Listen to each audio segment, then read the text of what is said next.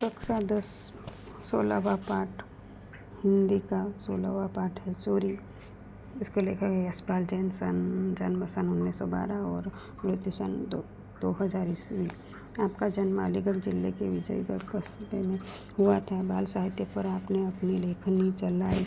बाल मनोविज्ञान पर उन्होंने अनेक कहानियाँ लिखी हैं। सन 1990 में उनको भारत सरकार का प्रतिष्ठित पुरस्कार श्री पद्मश्री प्राप्त हुआ था। अजंता एलोरा, अहिंसा और भारत की यात्री उनकी ख्यातनाम कृतियाँ हैं। नौकर हमें हमारे परिवार का अंग होना चाहिए। हमें उसके साथ आत्मीय व्यवहार करते हुए स्वीकार करना चाहिए। हम जो खाते हैं वह नौकर को भी मिलना चाहिए ताकि मानवीय और सौहार्दपूर्ण वातावरण घर में सुख शांति और आनंद बना रहे। इस संदेश के साथ एक परिवार की कहानी यहाँ सुंदर ढंग से प्रस्तुत की गई है। कमरे को साफ कर झाड़ू पर कूड़ा रखे। जब बिंदु कमरे से बाहर निकला तब बरामदे में बैठी मालती का ध्यान उसकी ओर अनायास ही चला गया। उसने देखा कि एक हाथ में झाड़ू है पर दूसरे हाथ की मुट्ठी बंधी है और कुछ पीछे की ओर जानबूझकर आग में कर ली गई है। मालती को लगा हो न हो कमरे से बिंदु ने कुछ लाया है। उसने कहा, बिंदु। 2 कदम पर बिंदु पर उसने मानो मालती की आवाज़ सुनी ही न हो। वह चलता ही गया। बल्कि मालती ने देखा कि उसकी पुकार पर बिंदु की चाल में कुछ तेजी आ गई है। गुस्से में भरकर उसने कहा, बिंदु, ओ बिंदु, ठहर, कहाँ जाता है? इतना कहना था कि बिंदु तो दौड़ने लगा और वह गया। मालती के संदेह के पुष्टि के लिए यह सब काफी था। उसने तेजी से साथ कहा, सुनते हो जी, देखो बिंदु कुछ लिए जा रहा है, जल्दी आओ। नंदन अपने कमरे में बैठा अपने पत्र के लिए कुछ लिख रहा था। मालती को यूँ चिल्लाना उसे अच्छा नहीं लगा और उसने चाहा कि टाल दे, पर मालती माने तब न। एक सपाटे में वह कमरे में आ गई और बोली, झटपट उठो, देखो बिंदु मुट्ठी में दबाया कुछ ले गया है।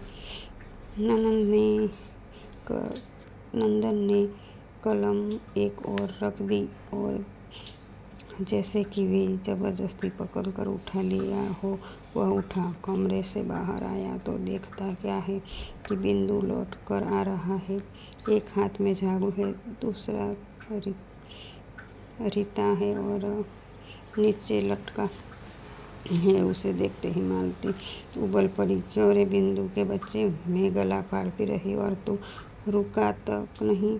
बोल, हाथ में क्या ले गया था? बिंदु का चेहरा फक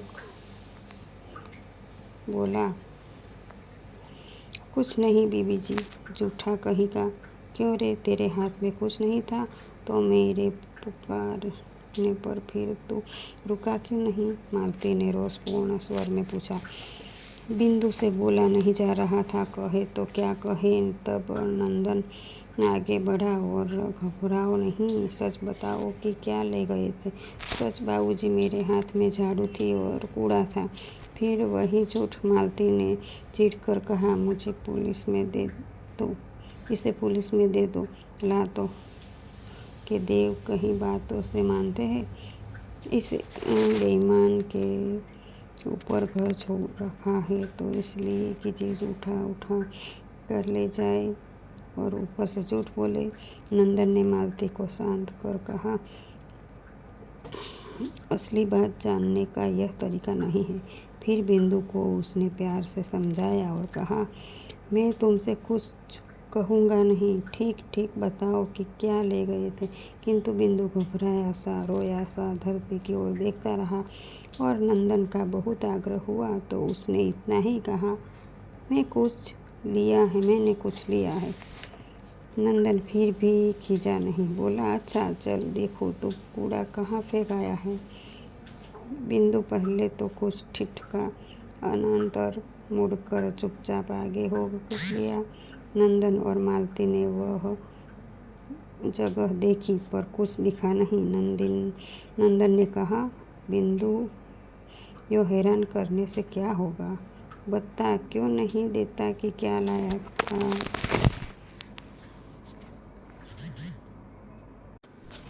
बिंदु के होठ खुले जैसे कुछ कहना चाहता हो, पर फिर बंद हो गए। हाँ कहो, रुक क्यों गए? नंदन ने शांत स्वर में कहा। बाबूजी। बिंदु फिर चुप। शाबाश, कहो कहो। बाबूजी, थोड़ी सी मेवा नीचे पड़ी थी, मैं उठा लाया। बिंदु कह तो गया, पर जैसे वह अनुभव कर रहा हो कि दुनिया का जाने कितना गहरा पाप उसने कर डाला है। मैं कहती थी न, मालती बोल उठी, कि यह कुछ न कुछ ले जरूर जा गया है। देखा, मेरी बात सच निकली न। मेवा का तुमने क्या किया बिंदु? मेवा का तुमने क्या किया बिंदु? खा ली इतनी जल्दी? बिंदु, झूठ मत बोलो, सच बता दो। इधर फेंकी है? इधर फेंक दी। नंदन और मालती ने देखा कि उसकी बताई जगह पर थोड़े से काजू और कुछ किशमिश पड़ी है।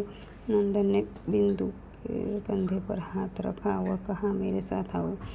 बिंदु चुपचाप मालिक के साथ चल दिया। नंदन उसे लेकर कमरे की ओर गया। मालती ने कहा, आज इसने मेवा ली है, कल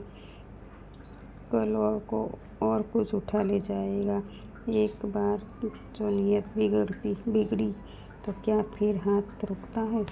नंदन ने पत्नी की बात तो सुनी अनसुनी कर दी। बिंदु को साथ लेकर कमरे में गया और कनस्तर खोलकर उसमें से एक मुट्ठी मेवा उसके हाथ में रखते हुए बोला, बिंदु लो खाओ। पति के इस नरमी के व्यवहार से मालती आग बबूला हो गई। बोली, ऐसे ही तो नौकर बिगड़ते हैं। उसे कुछ कहना तो दूर, उल्टे उसकी खुशामद कर रहे हो। नंदन मुस्कुराया। बोली, मालती चोर बिंदु नहीं है, हम हैं। हम क्यों ऐसी चीज़ें खाएं जो सबको नहीं मिलती? इससे तो चोरी की भावना को जन्म मिलता है। मैं कहती हूँ कि कुछ हो गया। बात मेवा की नहीं है, नीयत की है। इसका जी चला था तो मांग लेता, मैं न देती तब कहता, घर में 50 चीज़ें कहती है, यूँ तो जिस पर मन आएगा उठा कर ले जाएगा, और एक दिन यह होना है वह न करेगा तो खुद तुम करवाओगी। मालती, यह बात नाराज होने की नहीं है, सोचने की है। जब तक सब चीज़ें सबको नहीं मिलती, चोरी बंद नहीं हो सकती। चोरी अच्छी नहीं है, पर आज की स्थिति बड़ी लाचारी की हो गई है। नंदन ने समझाते हुए कहा, देख लेना, एक दिन यही बिंदु घर में से ट्रंक उठा कर न ले जाए तो मेरा नाम मालती नहीं। इतना कहकर मालती रसोई में चली गई। नंदन पुनः अपनी कुर्सी पर आ बैठा, पर मन उसका दूसरी ही दिशा में चल रहा था। थोड़ी देर वह सोचता रहा, फिर उसने विचारों को समेटा और लेख पूरा करने में लग गया। लेख पूरा हुआ तो काफ़ी देर हो चुकी थी। वह उठा और सीधा रसोई में पहुंचा। देखता क्या है कि मालती सिल पर चटनी पीस रही है। नंदन ने कहा, बिंदु कहाँ है? मैं क्या जानूं, तुम जानो और तुम्हारा लाडला बिंदु जाने। उसे निकाल दिया। निकालने वाली मैं कौन होती हूँ? कब से नहीं थे, तभी चला गया था। नंदन थोड़ा हैरान में पड़ गया। मालती ने पुनः कहा, तुम यहाँ के नौकरों को जानते नहीं, अपने घर में भी उनका हाथ रुकता नहीं। कुंदन ने कहा, यहाँ कितना अनाज भरा है, फिर भी एक दिन आँख बच गई तो काका के यहाँ से गेहूँ ले ही गया।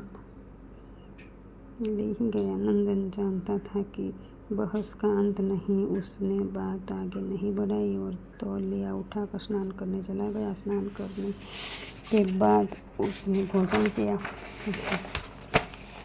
दोपहर बीती और शाम होने को आई, फिर भी जब बिंदु न लौटा तो मालती के मन को अच्छा नहीं लगा। चौके में अब भी बिंदु का खाना पड़ा था। झूठ बोला तो क्या, आखिर बालक ही तो है बेचारा, भूखा जाने कहाँ भटक रहा होगा। कई बार कमरे से बाहर आकर मालती ने बिंदु को देखा, फिर बगीचे का एक चक्कर लगाया कि कहीं पेड़ के नीचे पड़ा सो न रहा हो, पर बिंदु वहाँ कहाँ था जो मिलता। मालती आकर पलंग पर पड़ गई और अपने को कोसने लगी कि जरा सी बात को इतना तूल क्यों देना। थोड़ी सी मेवा ले गया था तो कहाँ गजब हो गया था। सोचते सोचते देर हो गई तो वह उठी और सहन से टहलने लगी। इतने में कुंदन उधर से निकला तो मालती ने उत्साह से पूछा, कुंदन, तुमने बिंदु को देखा है क्या? बिंदु? कुंदन बोला, अरे वह तो नदी वाली कोठरी में पड़ा है। मालती तत्काल पैरों में चप्पल डालकर बाहर हो गई। लौटी तो बिंदु उसके साथ था। बाह पकड़कर नंदन के कमरे में ले गई और बोली, देखी तुमने इसकी बात? यहाँ से गया है तब से वहाँ कोठरी में पड़ा है। नंदन ने कहा, क्यों रे, वहाँ क्या कर रहा था? बिंदु चुप। मैं पूछता हूँ वहाँ क्या कर रहा था? फिर चुप। अरे बोलता क्यों नहीं? मैं जबान नहीं है? बिंदु की आंखें डबडबाई। मालती ने कहा, इसका पागलपन देखो, सवेरे से कुछ नहीं खाया और भूखा प्यासा वहाँ पड़ा है। चल खाना खा। नंदन ने कुछ कहने से पहले ही वह उसे चौके में ले गई और स्वयं परोसकर उसे खिलाने लगी। बोली, भरपेट खा लेना, भूखा मत रहना। नंदन ने पत्नी की बात सुनी और एक प्रसन्नता भरी मुस्कुराहट उसके चेहरे पर दौड़ गई।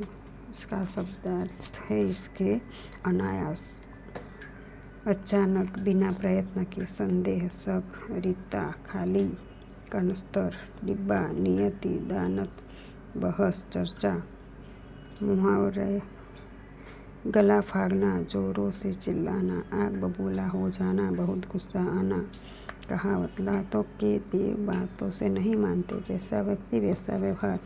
बुरे लोगों के साथ अच्छा व्यवहार करने से वे नहीं मानते।